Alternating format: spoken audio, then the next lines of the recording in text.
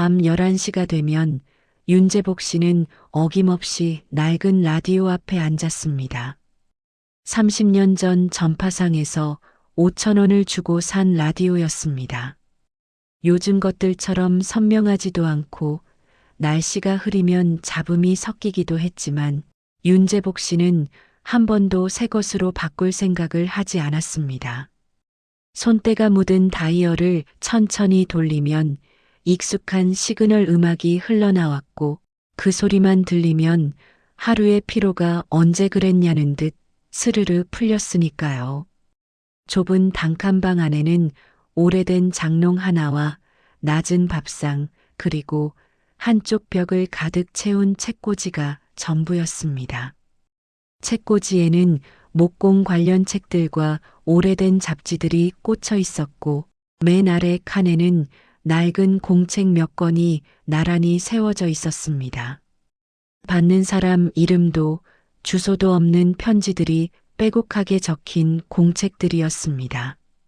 누가 물어본 적도 없었고 그가 먼저 말한 적도 없었습니다. 윤재복 씨는 오늘도 누룽지를 끓여 저녁을 먹고 설거지를 마친 뒤 낡은 의자를 라디오 앞으로 끌어당겼습니다. 의자 다리가 장판 위에서 긁히는 소리가 작은 방 안에 크게 울렸습니다. 그는 무릎 위에 얇은 담요를 올리고 다이얼을 돌렸습니다. 치지직 잠깐 잡음이 끼더니 이내 부드러운 음악이 방 안을 가득 채웠습니다. 안녕하세요, 여러분. 오늘 밤도 이렇게 찾아와 주셨군요. 저는 DJ 지은입니다. 오늘 밤 서울에는 제법 쌀쌀한 바람이 분다고 하네요. 따뜻하게 계시죠? 윤재복 씨는 눈을 감았습니다.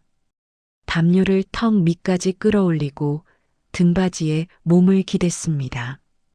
창밖으로 바람 소리가 들렸습니다. 나뭇잎이 지는 소리인지 빗방울이 유리창을 두드리는 소리인지 그는 굳이 확인하지 않았습니다. 그냥 듣고 있으면 됐습니다. 그는 결혼을 하지 않았습니다. 사람들은 가끔 왜 혼자 사냐고 물었고 그럴 때마다 그는 그냥 인연이 없었다고 대답했습니다. 거짓말은 아니었습니다. 다만 전부도 아니었습니다. 목수일을 하며 전국을 떠돌다 쉰이 넘어 서울로 올라왔고 지금 이 단칸방에서 산 지도 어느새 20년이 넘었습니다. 동네 경로당에 가끔 나가고 복지관 종이접기 수업에 한 번씩 얼굴을 비추는 것이 바깥 생활의 전부였습니다. 조용하고 단정한 노인이라는 평판이었지만 그를 진짜로 아는 사람은 없었습니다. 라디오에서 음악이 바뀌었습니다. 오래된 가요였습니다. 윤재복 씨는 그 선율을 따라 눈꺼풀 뒤로 천천히 빠져들었습니다. 까맣게 잊고 지내다가도 이 시간만 되면 어김없이 떠오르는 얼굴이 있었습니다. 까만 눈이 유독 반짝이던 여자였습니다. 웃을 때 눈이 먼저 웃고 화날 때도 눈빛만 봐도 알 수 있었던 그런 여자였습니다. 이름은 김명숙. 그가 22살이던 해봄에 처음 만났고 그해 가을에 마지막으로 보았습니다. 벌써 60년 가까이 된 이야기였습니다. DJ 지은의 목소리가 다시 흘러나왔습니다. 가을이 오나 봐요, 여러분.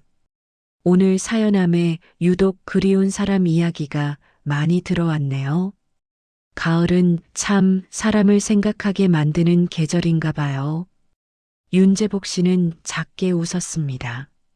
주름진 눈가가 잠깐 깊어졌다가 이내 다시 조용해졌습니다. 그렇습니다. 가을은 그런 계절이었습니다. 그는 담요를 여미고 눈을 감은 채 음악이 끝나기를 기다렸습니다. 11시가 조금 넘으면 졸음이 왔고 자리에서 일어나 라디오를 끄고 이불을 펴는 것으로 하루가 마무리되었습니다. 내일도 모레도 아마 똑같을 터였습니다. 그것으로 충분했습니다. 적어도 그는 늘 그렇게 생각해 왔습니다. 그리고 그날 밤 처음으로 라디오를 켰습니다. 왜 그랬는지는 그 자신도 몰랐습니다.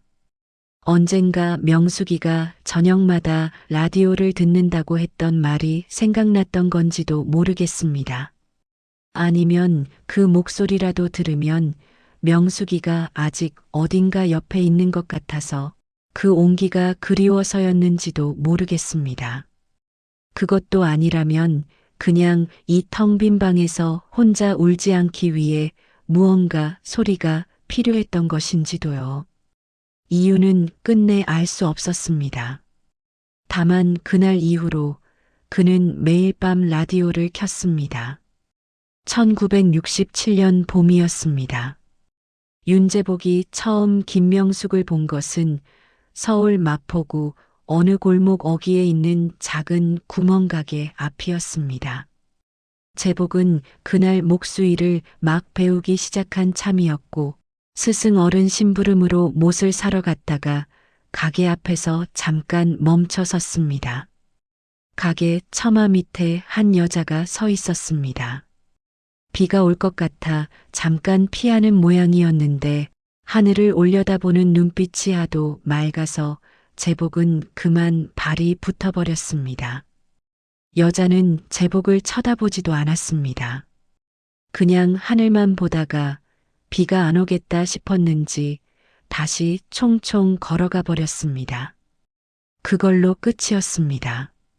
그런데 제복은 가게 안으로 들어가면서도 못을 고르면서도 돌아오는 길 내내 그 눈빛이 머릿속에서 지워지지 않았습니다. 다시 만난 건 그로부터 일주일 뒤였습니다. 동네 시장 입구에서였는데 명숙이는 어머니 심부름으로 두부를 사러 나온 참이었고 제복은 점심을 먹으러 나왔다가 딱 마주쳤습니다. 제복은 얼굴이 확 달아올랐습니다. 명숙이는 처음엔 기억을 못하는 눈치였지만 제복이 어물어물 구멍가게 앞에서 봤다고 하자 잠깐 눈을 가늘게 뜨더니 아 하고 웃었습니다. 그 웃음이었습니다. 제복은 그 자리에서 두부값을 대신 내주겠다고 했고 명숙이는 손사래를 치다가 결국 얼굴을 붉히며 고맙다고 했습니다. 그게 시작이었습니다. 두 사람은 그 뒤로 자주 마주쳤습니다. 처음엔 우연인 척했지만 어느 순간부터는 서로 마주칠 것을 알면서도 모르는 척하는 사이가 되었습니다. 제복은 명숙이가 시장에 나오는 날을 어떻게든 알아내려 했고 명숙이는 시장 갈 때 머리를 좀 더 매만지게 되었습니다. 여름이 되던 무렵 제복은 용기를 냈습니다. 한강 둔치에 나란히 앉아 강물을 바라보던 저녁이었습니다. 강바람이 달았고 멀리서 아이들 웃음소리가 들렸습니다. 제복은 몇 번이나 말을 꺼내려다 삼켰습니다. 명숙이는 모르는 척 강물만 보고 있었는데 그 옆모습이 어찌나 고요하고 예뻤는지 제복은 그만 불쑥 말이 나와버렸습니다. 나 명숙 씨 좋아합니다. 명숙이는 대답을 하지 않았습니다. 한참 강물을 보고 있다가 귀 뒤로 머리카락을 쓸어 넘기며 작게 물었습니다. 얼마나요? 제복은 그 말이 무슨 뜻인지 잠깐 몰랐습니다. 그러다 명숙이가 슬쩍 그를 바라보며 웃는 것을 보고서야 심장이 쿵 내려앉는 것을 느꼈습니다. 평생? 명숙이는 다시 강물을 바라봤습니다. 볼이 발그레해진 채로 아주 조용히 말했습니다. 그럼 됐네요. 그해 여름부터 가을까지 두 사람은 참 많이 걸었습니다. 돈이 없었으니 거창한 데를 가지는 못했습니다. 동네 골목을 걷고 한강 둔치를 걷고 시장 구경을 하며 걸었습니다. 제복은 걸으면서 말을 많이 하는 편이 아니었고 명숙이는 그 침묵이 편하다고 했습니다. 말이 없어도 옆에 있으면 좋은 사람이 있다는 걸 두 사람은 그해 처음 알았습니다. 명숙이는 웃음이 많은 여자였습니다. 별것도 아닌 것에 깔깔 웃었고 웃을 때는 눈이 먼저 휘어졌습니다. 제복은 그 웃음이 좋아서 일부러 엉뚱한 말을 하기도 했습니다. 무뚝뚝한 목수 총각이 처음으로 누군가를 웃기려 애를 쓴 것이었습니다. 그런데 가을이 깊어지던 어느 날 명숙이의 얼굴이 갑자기 어두워졌습니다. 시장 어귀에서 만났는데 인사를 건네는 눈빛이 달랐습니다. 평소와 다르게 말수가 없었고 걷다가도 자꾸 시선을 내리깔았습니다. 제복이 무슨 일이냐고 물으니 명숙이는 한동안 대답을 못하다가 겨우 입을 열었습니다. 우리 아버지가 제복 씨 직업을 아셨어요. 제복은 가슴이 철렁했습니다. 명숙이네 아버지는 면석이 출신으로 동네에서는 꽤 점잖은 집안 소리를 듣는 분이었습니다. 그분 눈에 떠돌이 목수 총각은 처음부터 탐탁지 않은 존재였을 터였습니다. 예상했던 일이었습니다. 그러나 막상 닥치니 다리에 힘이 빠졌습니다. 며칠 뒤 제복은 명숙이를 다시 만났습니다. 한강둔치 처음 고백하던 그 자리였습니다. 명숙이는 오래 울었습니다. 제복은 그 옆에 앉아 아무 말도 하지 못했습니다. 달래고 싶었지만 달랠 수 있는 말이 없었습니다. 가난한 총각이 해줄 수 있는 말은 아무것도 없었습니다. 명숙이가 먼저 일어섰습니다. 눈물을 손등으로 닦고 돌아서면서 낮게 말했습니다. 잘 살아요, 제복 씨. 제복은 그 뒷모습을 바라봤습니다. 부르지 않았습니다. 잡지 않았습니다. 발이 땅에 붙은 것처럼 그냥 서 있었습니다. 명숙이의 모습이 골목 저편으로 사라질 때까지 그는 꼼짝도 하지 않았습니다. 그리고 그날 밤 처음으로 라디오를 켰습니다. 왜 그랬는지는 그 자신도 몰랐습니다. 언젠가 명숙이가 저녁마다 라디오를 듣는다고 했던 말이 생각났던 건지도 모르겠습니다. 아니면 그 목소리라도 들으면 명숙이가 아직 어딘가 옆에 있는 것 같아서 그 온기가 그리워서였는지도 모르겠습니다. 그것도 아니라면 그냥 이 텅 빈 방에서 혼자 울지 않기 위해 무언가 소리가 필요했던 것인지도요. 이유는 끝내 알 수 없었습니다. 다만 그날 이후로 그는 매일 밤 라디오를 켰습니다. 그날도 여느 밤과 다르지 않았습니다. 윤제복 씨는 누룽지를 끓여 저녁을 먹고 설거지를 마치고 낡은 의자를 라디오 앞으로 끌어당겼습니다. 담요를 무릎 위에 올리고 다이얼을 돌렸습니다. 익숙한 시그널 음악이 흘러나왔고 그는 눈을 감았습니다. 오늘 하루도 별일 없이 지나갔고 내일도 아마 별일 없을 터였습니다. 그것으로 충분했습니다. 창밖으로 가을비가 내리고 있었습니다. 빗소리가 라디오 소리와 섞여 방 안을 채웠고 윤제복 씨는 그 소리들 사이에서 천천히 눈꺼풀이 무거워지는 것을 느꼈습니다. 오늘은 일찍 잠들겠구나 싶었습니다. 그런데 DJ 지은의 목소리가 귀에 걸렸습니다. 오늘은 특별한 사연을 하나 읽어드리려고 해요. 저도 이 사연을 읽으면서 마음이 많이 울렸는데요. 여러분도 함께 들어봐 주세요. 윤제복 씨는 감으려던 눈을 살짝 떴습니다. 특별한 사연이라는 말이 왠지 귀에 걸렸습니다. 사연을 보내주신 분은 70대 중반의 여성분이세요. 이름은 밝히지 않으셨어요. 읽어드리겠습니다. 잠깐 정적이 흘렀습니다. 그리고 DJ 지은이 조용히 읽기 시작했습니다. 오래전에 헤어진 사람이 있습니다. 제가 20살 때 일이니까 벌써 60년 가까이 된 이야기네요. 그 사람은 목수였습니다. 말이 많지 않고 웃음도 많지 않았지만 제 옆에 있으면 이상하게 마음이 편안했습니다. 걸을 때 늘 제 걸음에 맞춰 천천히 걸어주던 사람이었습니다.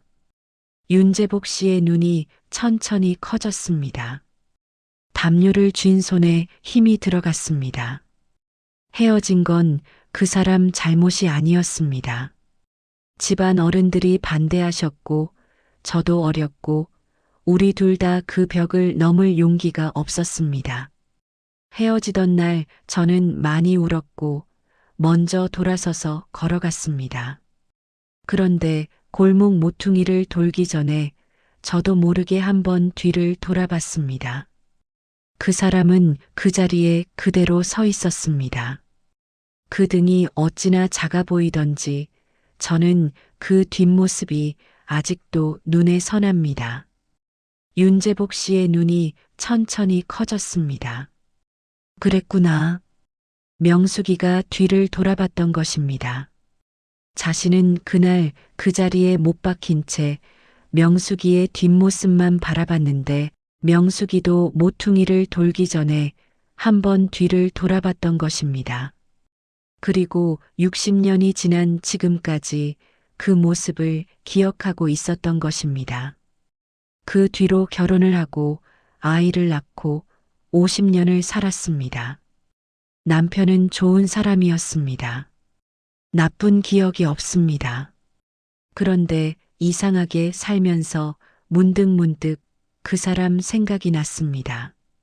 잘 살고 있을까? 결혼은 했을까? 밥은 잘 챙겨 먹고 있을까? 그런 생각들이었습니다. 윤재복 씨의 눈가가 뜨거워졌습니다. 밥은 잘 챙겨 먹고 있을까? 그 한마디가 가슴 한복판을 조용히 찔렀습니다. 그는 손등으로 눈가를 눌렀습니다. 78평생 라디오 앞에서 눈물을 흘린 것은 처음이었습니다. 남편이 3년 전에 먼저 세상을 떠났습니다. 그리고 혼자가 되고 나서야 그 사람 생각이 더 자주 나기 시작했습니다. 나이가 드니까 용기가 생기는 건지 아니면 이제 잃을 게 없어서인지 모르겠습니다. 오늘 이 라디오를 통해서 그 사람에게 한마디 전하고 싶었습니다. 윤재복 씨는 자신도 모르게 몸을 앞으로 기울였습니다. 재복 씨, 잘 지내고 있나요? 방안이 고요해졌습니다. 라디오에서 잔잔한 음악이 흘러나오기 시작했지만 윤재복 씨에게는 아무것도 들리지 않았습니다. 귓속에서 심장 소리만 크게 울렸습니다. 손이 떨렸습니다. 78년을 살아온 손이 22살처럼 떨리고 있었습니다. 재복 씨, 잘 지내고 있나요? 그는 한참 동안 움직이지 못했습니다. 라디오는 계속 음악을 흘려보냈고 창밖의 빗소리는 아까보다 조금 더 굵어진 것 같았습니다. 방 안의 불빛이 유난히 노랗고 작게 느껴졌습니다.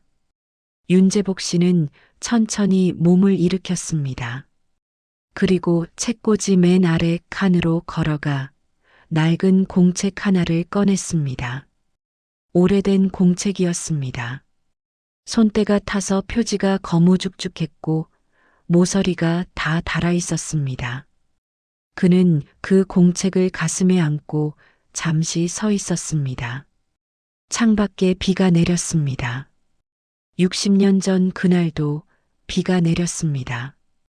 그날 밤 윤재복 씨는 잠을 이루지 못했습니다. 이불을 덮고 누웠다가 다시 일어나 앉았다가 물을 한 잔 마시고 또 누웠다가를 반복했습니다. 천장을 바라보면 명숙이 목소리가 들리는 것 같았고 눈을 감으면 60년 전 한강 둔치가 떠올랐습니다. 골목 모퉁이를 돌기 전에 뒤를 돌아보던 명숙이의 모습이 오늘 처음 본 것처럼 선명하게 눈앞에 펼쳐졌습니다. 그랬구나. 그날 뒤돌아봤구나.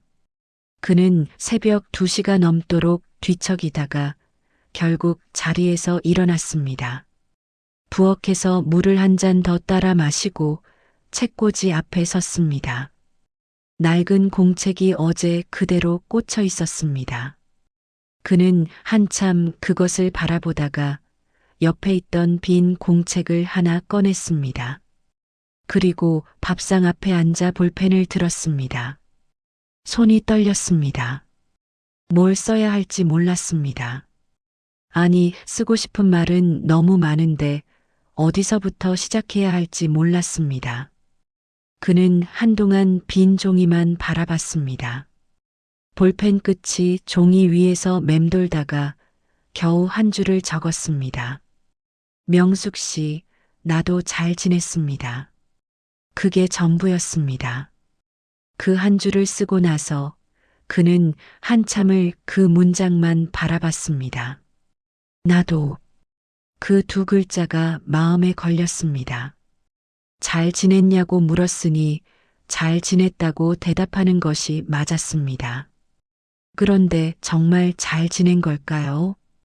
밥은 먹었고, 일은 했고, 아프지 않고 살았으니 잘 지낸 것이겠지요. 하지만 그게 다였습니다. 60년을 그게 다였습니다. 그는 다시 볼펜을 들었습니다. 목수일은 5년 전에 그만뒀습니다. 무릎이 안 좋아져서요. 지금은 서울 마포구 작은 단칸방에서 혼자 삽니다. 예전에 명숙 씨랑 걷던 동네랑 그리 멀지 않은 곳입니다. 이사를 몇 번 다녔는데 이상하게 자꾸 이 근처로 오게 됩니다. 왜 그런지는 모르겠습니다. 쓰다 보니 말이 나왔습니다. 명숙 씨 남편분이 좋은 분이셨다고 하니 다행입니다. 사연을 들으면서 그 말이 제일 마음에 걸렸습니다. 사실은 마음이 아프기도 했습니다. 솔직히 말하면 그렇습니다. 그런데 또 생각해보면 좋은 사람 만나 잘 살았다니 그것만으로 충분한 것 같기도 합니다. 저는 그랬습니다. 그는 잠깐 볼펜을 내려놓았습니다. 손등으로 눈가를 눌렀습니다. 밖에서 빗소리가 들렸습니다. 아까보다 더 굵어진 것 같았습니다. 그는 다시 볼펜을 집었습니다. 한 가지 여쭤봐도 될지 모르겠습니다. 그날 골목 모퉁이를 돌기 전에 뒤를 돌아봤지요. 저는 오늘 그 사연을 듣고 처음 알았습니다. 저는 그날 명숙 씨 뒷모습만 바라봤는데 명숙 씨도 돌아봤던 거였군요.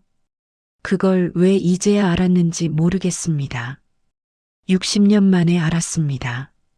그 문장을 쓰고 나서 한동안 멈췄습니다. 창밖이 조금씩 밝아오고 있었습니다. 어느새 새벽 4시가 넘어 있었습니다. 윤재복 씨는 자신이 이렇게 긴 글을 쓴 것이 얼마 만인지 기억이 나지 않았습니다. 아니, 평생 이렇게 긴 글을 써본 적이 없었는지도 몰랐습니다. 그는 마지막으로 한 줄을 더 적었습니다. 혹시 괜찮으시다면 라디오 방송국으로 연락해 주시겠습니까? 윤재복 올림. 편지를 접어 공책 사이에 끼워두고 그는 이불 위에 그대로 누웠습니다. 편지를 보낼 수 있을지 없을지는 몰랐습니다. 방송국에 연락하면 전해줄지도 몰랐습니다. 아니, 사연 속 그 사람이 정말 명숙이인지조차 확신할 수 없었습니다. 목수였다는 것, 걸음에 맞춰 걸어줬다는 것, 재복이라는 이름. 그것만으로는 부족할 수도 있었습니다. 그런데도 손이 먼저 움직였습니다. 78년을 살면서 그의 손은 늘 나무를 다뤘습니다. 망치를 쥐고 대패를 밀고 못을 박았습니다. 말보다 손이 앞서는 삶이었습니다. 그런데 오늘 밤 이 손이 처음으로 하고 싶은 말을 적었습니다. 그는 눈을 감았습니다. 빗소리가 자장가처럼 들렸습니다. 오랫동안 오지 않던 잠이 오늘은 금방 찾아왔습니다. 편지를 방송국에 보낸 것은 그로부터 사흘 뒤였습니다. 우체통 앞에서 3번을 망설였습니다. 손에 든 봉투를 넣으려다 뺐다가 다시 넣으려다 또 뺐다가 결국 눈을 질끈 감고 밀어 넣었습니다. 봉투가 우체통 안으로 사라지는 소리가 났습니다. 그는 한참 우체통 앞에 서 있다가 천천히 돌아섰습니다. 다리가 조금 풀리는 것 같았습니다. 그 뒤로 일주일이 지났습니다. 답이 없었습니다. 윤재복 씨는 매일 밤 라디오를 켰습니다. 혹시 방송에서 무슨 말이 나올까 싶어서였는지 아니면 그냥 늘 하던 대로였는지 그 자신도 알 수 없었습니다. DJ 지은은 여느 때처럼 사연을 읽고 음악을 틀었습니다. 특별한 말은 없었습니다. 열흘이 지났습니다. 보름이 지났습니다. 윤재복 씨는 슬슬 체념하기 시작했습니다. 역시 무리였던 것입니다. 방송국이 개인 연락처를 함부로 전해줄 리 없었고 사연 속 그 사람이 정말 명숙이라는 보장도 없었습니다. 78 먹은 노인이 라디오 사연 하나 듣고 편지를 보내다니 생각할수록 민망한 일이었습니다. 그는 그 생각을 접어두기로 했습니다. 그러던 어느 날 오후였습니다. 복지관에서 종이접기 수업을 마치고 돌아오는 길이었습니다. 가을 햇살이 따뜻했고 은행나무 잎이 노랗게 물들어 있었습니다. 윤재복 씨는 천천히 골목을 걸어 단칸방 계단을 올라가다가 문 앞에 뭔가 붙어 있는 것을 발견했습니다. 쪽지였습니다. 작은 메모지에 볼펜으로 눌러 쓴 글씨였습니다.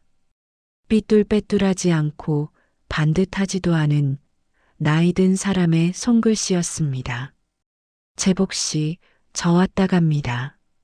명숙. 윤재복 씨는 그 쪽지를 들고 한동안 서 있었습니다. 손이 떨렸습니다. 메모지가 바람에 살짝 흔들렸습니다. 그는 계단을 내려가 골목을 둘러봤습니다. 아무도 없었습니다. 은행나무 잎만 바람에 흔들리고 있었습니다. 그는 다시 쪽지를 들여다봤습니다. 저 왔다 갑니다. 명숙. 왔다 갔다고 했습니다. 갔다고 했습니다. 그런데 연락처가 없었습니다. 주소도 없었습니다. 이름만 있었습니다. 윤재복 씨는 잠시 넋을 잃고 서 있다가 부랴부랴 큰 길로 나갔습니다. 골목 이쪽 저쪽을 둘러봤습니다. 버스 정류장 쪽을 바라봤습니다. 그때였습니다. 정류장 벤치에 한 여자가 앉아 있었습니다. 흰 머리카락이 단정하게 빗겨진 작은 체구의 여자였습니다. 버스를 기다리는 건지 그냥 앉아 있는 건지 알 수 없었습니다. 윤재복 씨는 발걸음을 멈췄습니다. 여자가 고개를 들었습니다. 두 사람의 눈이 마주쳤습니다. 60년이 흘렀습니다. 머리카락은 휘어졌고 얼굴에는 주름이 깊었습니다. 20살의 그 얼굴이 아니었습니다. 그런데도 윤재복 씨는 단번에 알았습니다. 눈이었습니다. 까맣고 반짝이던 그 눈이 지금도 그대로였습니다. 여자가 천천히 일어섰습니다. 윤재복 씨도 천천히 걸어갔습니다. 두 사람은 벤치 앞에서 멈췄습니다. 말이 없었습니다. 50년 넘게 하고 싶었던 말들이 너무 많아서 오히려 아무 말도 나오지 않았습니다. 명숙이는 윤재복 씨를 올려다보다가 눈가를 손으로 가렸습니다. 어깨가 가늘게 떨렸습니다. 윤재복 씨는 그 옆에 천천히 앉았습니다. 예전처럼 말없이 한참이 지났습니다. 버스가 한 대 지나갔습니다. 은행나무 잎이 바람에 흩날렸습니다. 명숙이가 손으로 눈가를 닦고 작게 웃었습니다. 주름진 눈가가 깊게 휘었습니다. 그 웃음이었습니다. 60년 전 시장 어귀에서 처음 봤던 그 웃음이었습니다. 윤재복 씨는 앞을 바라보며 말했습니다. 그날 뒤돌아봤지요. 명숙이는 대답하지 않았습니다. 그냥 고개를 숙이고 조용히 울었습니다. 6장 우리 그냥 라디오 같이 들어요. 나중에 들은 이야기였습니다. DJ 지은은 제복의 편지를 받고 며칠을 고민했다고 했습니다. 방송에 내보내자니 두 사람 모두 원하지 않을 수도 있었고 그냥 묻어두자니 손이 떨리며 써내려간 그 편지가 마음에 걸렸다고 했습니다. 결국 지은은 방송에서 아주 짧게 아무것도 모르는 청취자들은 그냥 흘려들을 만한 말을 한마디 흘렸습니다. 지난번 사연 기억하시는 분, 혹시 기다리는 분이 계신 것 같아요. 방송국으로 연락 주시면 전해드릴게요. 명숙이는 그 말을 듣고 바로 방송국에 전화를 했다고 했습니다. 손이 얼마나 떨렸는지 번호를 3번이나 잘못 눌렀다고도 했습니다. 방송국은 제복의 동네만 전해줬고 명숙이는 그 동네 경로당에 찾아가 윤재복이라는 노인을 아느냐고 물어물어 단칸방 앞까지 찾아온 것이었습니다. 그런데 아무도 없었습니다. 명숙이는 한참을 문 앞에 서 있다가 가방에서 메모지를 꺼내 한 줄을 적었습니다. 그리고 문에 붙여두고 돌아서는데 다리가 풀려서 계단을 내려오다 하마터면 넘어질 뻔했다고 했습니다. 버스를 타려고 정류장 벤치에 앉았는데 다리에 힘이 없어서 그냥 앉아 있었다고 했습니다. 그렇게 두 사람이 만났습니다. 그 뒤로 두 사람은 가끔 만났습니다. 거창한 것은 없었습니다. 동네 골목을 걷고 분식집에서 순대국밥을 먹고 공원 벤치에 앉아 지나가는 사람들을 바라봤습니다. 예전처럼 말이 많지 않았습니다. 그런데 예전처럼 침묵이 불편하지 않았습니다. 나이가 들면 말이 줄어드는 게 아니라 말없이도 편한 사람이 더 귀해진다는 것을 두 사람은 알고 있었습니다. 명숙이는 혼자 은평구 작은 아파트에 살았습니다. 아들이 하나 있었는데 멀지 않은 곳에 살면서 일주일에 한 번씩 들른다고 했습니다. 제복이 괜찮냐고 물으니 명숙이는 잠깐 생각하다가 이렇게 말했습니다. 외롭죠? 근데 익숙해졌어요. 제복은 그 말을 듣고 아무 말도 하지 않았습니다. 외롭다는 말에 뭐라고 대답해야 할지 몰랐습니다. 나도 그렇다고 하면 될 것 같기도 했는데 그 말이 입에서 나오지 않았습니다. 그는 그냥 앞을 바라봤습니다.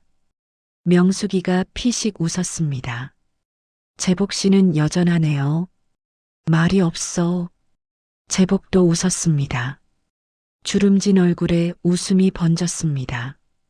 오랫동안 잊고 있던 얼굴이었습니다. 어느 날 저녁 명숙이가 제복의 단칸방에 처음으로 들어왔습니다. 반찬을 몇 가지 싸왔다고 했습니다. 계란장 조림이랑 멸치볶음이었습니다. 제복이 누룽지를 끓이고 명숙이가 가져온 반찬을 밥상에 올렸습니다. 두 사람은 좁은 밥상 앞에 마주 앉아 밥을 먹었습니다. 별말이 없었습니다. 숟가락 소리와 누룽지 끓는 소리만 방 안에 가득했습니다. 밥을 다 먹고 나서 명숙이가 방 안을 둘러봤습니다. 책꽂이를 보고 낡은 장롱을 보고 라디오를 봤습니다. 한참 라디오를 바라보다가 조용히 물었습니다. 저거 오래됐네요. 30년 됐어요. 명숙이는 고개를 끄덕였습니다. 더 묻지 않았습니다. 제복도 더 말하지 않았습니다. 설거지를 마치고 명숙이가 돌아가려고 가방을 들었습니다. 제복이 문까지 배웅을 했습니다. 명숙이는 신발을 신다가 문득 돌아보며 말했습니다. 제복 씨, 저 다음에 또 와도 돼요? 제복은 잠깐 명숙이를 바라봤습니다. 밥때 맞춰 오면 됩니다. 명숙이가 웃었습니다. 눈이 먼저 휘어지는 그 웃음이었습니다. 그로부터 며칠 뒤 밤 11시였습니다. 두 사람은 나란히 라디오 앞에 앉아 있었습니다. 제복의 낡은 의자 옆에 명숙이를 위한 의자가 하나 더 놓였습니다. 명숙이는 무릎 위에 두 손을 얹고 조용히 라디오를 듣고 있었습니다. 그때 DJ 지은의 목소리가 흘러나왔습니다. 오늘은 제가 오래 간직해온 이야기를 하나 꺼내볼게요. 얼마 전에 저한테 편지가 한 통 왔었어요. 손이 떨렸는지 글씨가 살짝 흔들리는 편지였는데요. 제복이 굳었습니다. 명숙이도 숨을 멈췄습니다. 그 편지를 쓴 분은 70대 후반의 남성분이셨어요. 오래전에 헤어진 사람이 이 라디오 사연에 나온 것 같다고 혹시 전해줄 수 있겠냐고 하셨거든요. 저는 그분 편지를 읽으면서 이건 방송으로 내보내는 게 아니라 그냥 조용히 이어드려야겠다 싶었어요. 명숙이가 손으로 입을 가렸습니다. 두 분이 만나셨는지 안 만나셨는지 저는 몰랐어요. 그런데 얼마 전에 그 남성분한테서 짧은 편지가 또 왔더라고요. 딱 한 줄이었어요. 방 안이 고요해졌습니다. 덕분에 만났습니다. 고맙습니다. 윤제복 올림. 지은의 목소리가 잠깐 흔들렸습니다. 저도 모르게 눈물이 났어요, 여러분. 라디오를 10년 넘게 했는데 이런 사연은 처음이었거든요. 60년을 기다려온 사람들이 있다는 것, 그리고 그 사람들이 결국 만났다는 것. 가을밤에 참 따뜻한 이야기죠? 잔잔한 음악이 흘러나오기 시작했습니다. 윤제복 씨는 앞을 바라본 채 움직이지 않았습니다. 명숙이도 고개를 숙인 채 한동안 말이 없었습니다. 빗소리도 바람 소리도 없었습니다. 음악 소리만 방 안을 가득 채웠습니다. 한참 뒤에 명숙이가 조용히 말했습니다. 편지 보냈어요? 응. 명숙이는 피식 웃었습니다. 그리고 무릎 위에 얹었던 손을 살짝 옆으로 뻗었습니다. 제복의 손 위에 가만히 올려놓았습니다. 제복은 그 손을 바라봤습니다. 60년 세월이 고스란히 새겨진 주름지고 작은 손이었습니다. 그는 천천히 그 손을 감쌌습니다. 목수의 크고 거친 손이 명숙이의 작은 손을 조용히 덮었습니다. 라디오에서 음악이 흘렀습니다. 두 사람은 아무 말도 하지 않았습니다. 그것으로 충분했습니다.